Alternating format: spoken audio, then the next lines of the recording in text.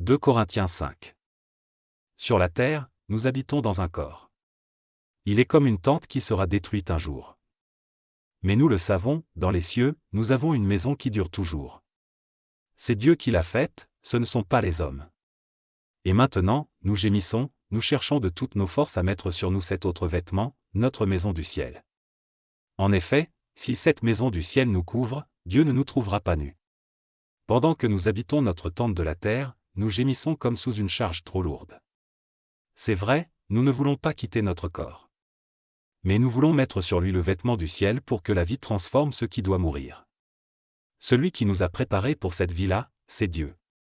Il nous a donné l'Esprit Saint, comme première part des biens que nous allons recevoir de lui. Donc, nous sommes toujours pleins de courage. Mais nous le savons, pendant que nous habitons dans notre corps, nous habitons loin du Seigneur. En effet, nous vivons dans la foi et nous ne voyons encore rien.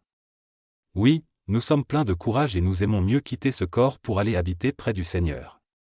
Mais ce que nous voulons avant tout, c'est lui plaire, soit en restant dans ce corps, soit en le quittant. Nous devrons tous nous présenter devant le tribunal du Christ. Alors chacun recevra ce qui lui revient pour ce qu'il aura fait en bien ou en mal, pendant sa vie sur la terre. Dieu a réconcilié le monde avec lui par le Christ. Respecter Dieu avec confiance, nous savons ce que cela veut dire. C'est pourquoi nous cherchons à persuader les gens. Dieu nous connaît parfaitement, et j'espère que vous aussi, au fond de vos cœurs, vous nous connaissez parfaitement. Nous n'allons pas chercher encore une fois à nous mettre en avant, mais nous voulons vous donner l'occasion d'être fiers de nous. Alors vous pourrez répondre à ceux qui se vantent pour des choses visibles, et non pour ce qui est dans le cœur. Si nous avons été fous, c'est pour Dieu.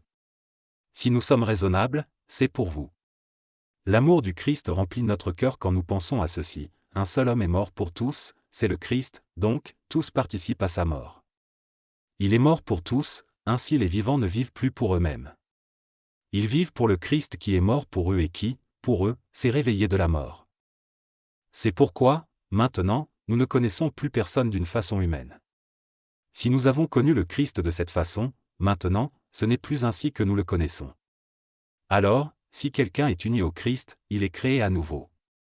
Ce qui est ancien est fini, ce qui est nouveau est là. Tout cela vient de Dieu. Il nous a réconciliés avec lui par le Christ et il nous a demandé d'annoncer cette réconciliation. Oui, c'est Dieu qui a réconcilié le monde avec lui, par le Christ. Il ne tient plus compte des fautes des êtres humains et il nous charge d'annoncer cette parole de réconciliation. C'est donc de la part du Christ que nous prenons la parole. En réalité, par nous, c'est Dieu lui-même qui vous lance un appel, au nom du Christ, acceptez d'être réconciliés avec Dieu. Cela, nous vous le demandons avec force. Le Christ était sans péché, mais Dieu l'a chargé de notre péché. Alors maintenant, par le Christ, Dieu nous a rendus justes.